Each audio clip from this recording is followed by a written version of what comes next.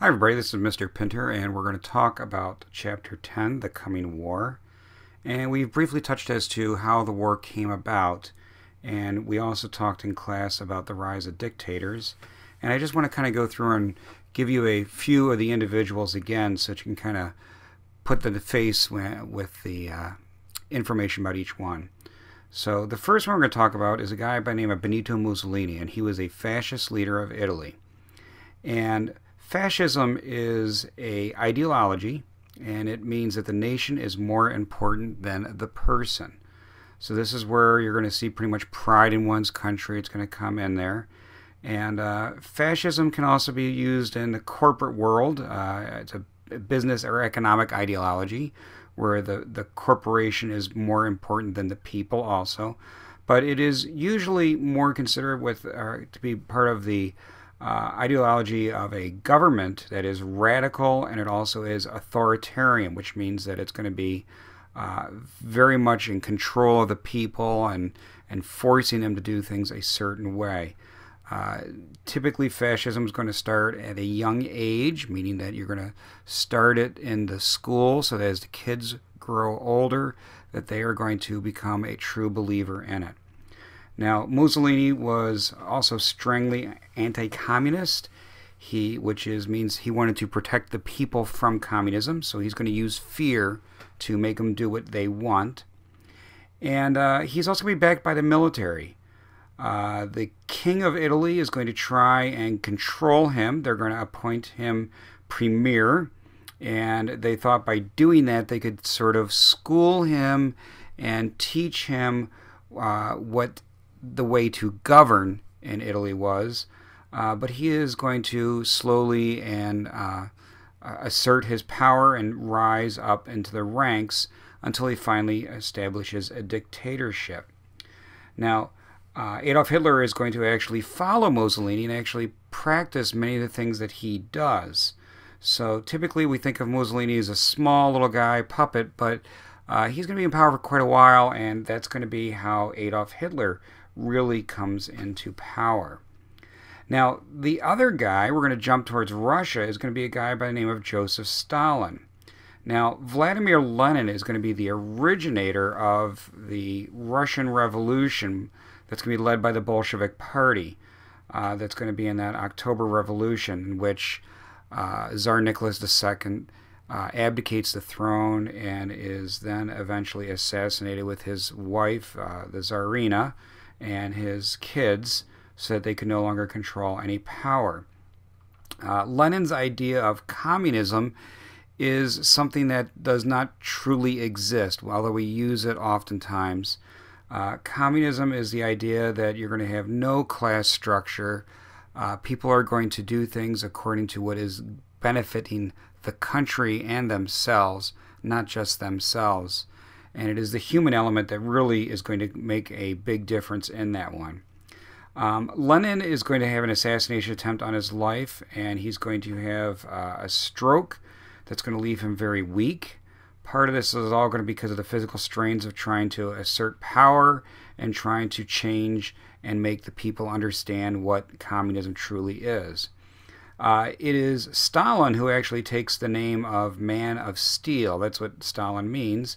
And he is going to rise into power from that.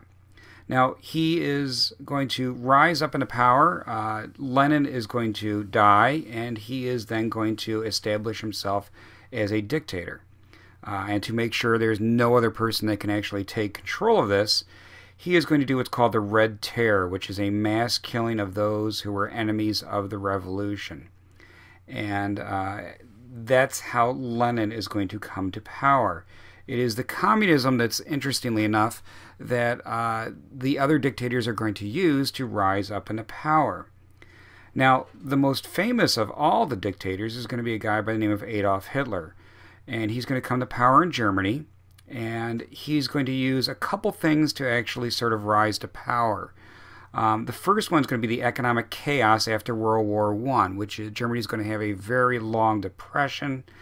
And it is going to be the Treaty of Versailles, the reparations that Germany is forced to actually pay back that is going to actually make a lot of the people upset and actually drive Germany into wanting to revenge. It is also the Red Scare that is going to make him thrust into power because of the fear of what communism is, and they're going to want to try and get protection. Now, he does try to obtain power, and he marches on to try and do this with a number of brown shirts, and he is actually arrested and actually put in jail. It is during this time that he's going to write a book called Mein Kampf, and this is going to be the status to actually sort of explain his ideology, his belief of Germany, why it was in the chaos it did, and what they could do to actually increase this. So he's going to go through the problems, and he's going to blame basically the politicians, the communists, and mainly the Jews. He's going to use the idea that they were actually stabbed in the back. If you recall, during World War I, Germany did not lose any territory in fighting. It is only after the Versailles Treaty that it actually loses a majority of its land. So a lot of the people didn't quite understand why they lost the war when everything was kind of going okay. And it was finally the idea of anti-Semitism, which is going to be where the Jews are going to be blamed for selling out the Germans that go into this. In Mein Kampf, he's also going to lay out his plan for what he views Germany and his solution.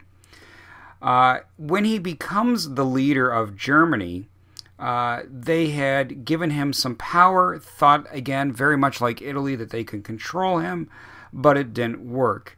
He is quickly going to climb the ranks and eventually becomes the Chancellor of Germany. Now, the last dictator is a little bit on the different side, and that's going to be in Japan.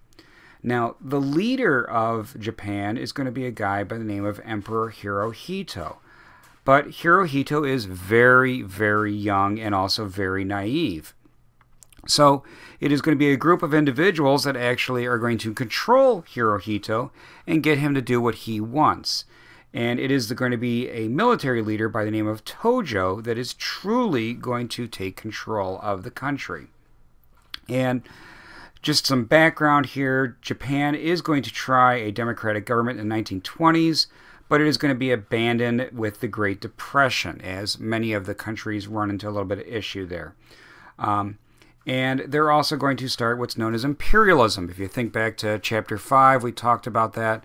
And imperialism is where you're going to grab or take control of another territory, and you're going to try to gain power or money from doing so. Best way you can remember that is going to be what's called an extractive economy, if you recall. Now, it is through this imperialism that they're going to exploit the neighboring countries for their land and resources, and also create a security buffer. This also is one of the reasons why there is tension to this day between Japan and China. And it is the invasion of Japan that's going to be probably one of the biggest things that creates an issue.